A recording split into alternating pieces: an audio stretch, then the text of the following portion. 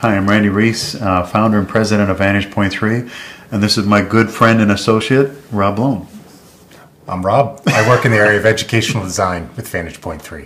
When we come back from a training or a visit with kind of a group we've been walking with for some time, we will typically say back in the office, we get to work with the best people. Mm-hmm. So we want to invite you to consider a new process that we're coming out with that we're very excited about, and we think it's going to meet a need in your setting. It's called A Way of Life. A Way of Life picks up where the journey leaves off, and it invites ongoing conversations around three themes: friendship with God, community with others, and mission on the way. And the hope is that at the end of A Way of Life, people will have a bit more confidence to follow after the good work God wants to do through them. Some folks, it takes some time. The notion of calling, the whole year of the journey, they can't quite, it's like a jacket that doesn't quite fit. That doesn't fit for me. Whereas for others, it's ready to go. Let's just talk about what he's doing. And we're thinking with A Way of Life that it's allowing people to get a little more used to the fact that everyone has a sense of calling, and at different levels. A person going through A Way of Life, we're hoping that they would have a greater sense of confidence to keep pursuing what it is that God wants to do through them.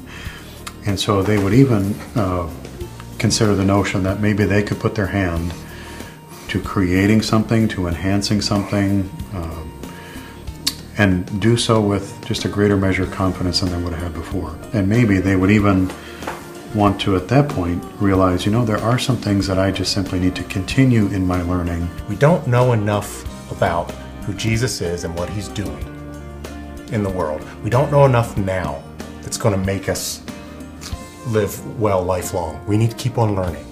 And that's when we use the word learning, that's what we're meaning, not who's read the last Dostoevsky book or those sorts of things, although that might be good for some of you to read. But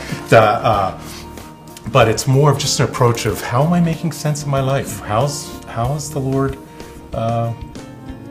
growing me up? You know, the same way that grandma wonders about her grandkids, what are they going to be like when they grow up? Can we possibly look at adults that way? A couple of basic changes. The emerging journey will now be called the journey. So what we're hoping happens with the journey is to make it a hair bit shorter, but as one person said, preserve the same great taste as what it's been before. So a little bit shorter, make it more affordable for people to go through, and that people would be able to start going through the journey or taking groups through the journey at different points in the year. Typically right now the starting point is a September start, but now we're fairly confident that a person could start taking groups through the journey process in a January start. So there can be multiple start times in one's church calendar. Several groups of pastors lately who are well familiar with our processes, and I was unpacking A Way of Life with them, and they wondered, well, where do we fit this in with what we've already been doing with your processes? And I said, you know, if you have people that have come through the journey, they would be right to step into A Way of Life.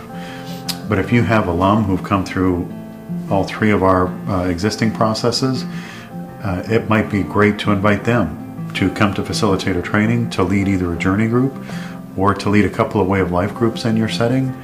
And it could be a great opportunity to pull that community back together, to see what you have, and to kind of get up on the balcony and notice the good things that are happening in terms of adult discipleship in your setting.